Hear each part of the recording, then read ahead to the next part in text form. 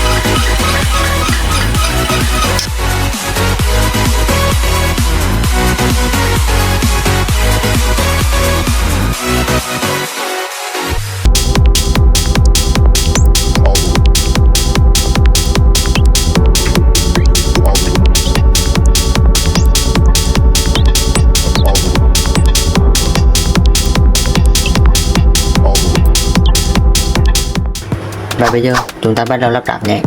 Đầu tiên mình sẽ lắp phần thân xe trước.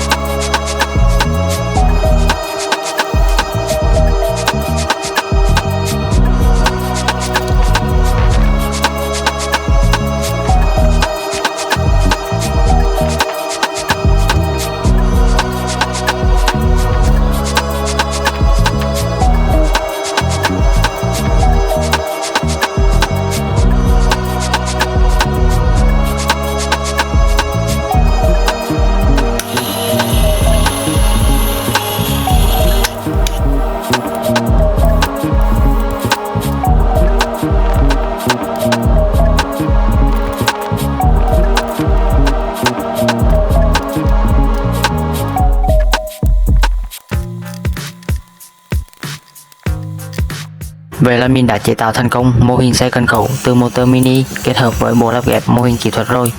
Cảm ơn các bạn đã xem video. Nếu thấy hay, đừng quên ủng hộ mình trong các video tiếp theo nhé. Chúc các bạn lắp ráp thành công với mô hình này.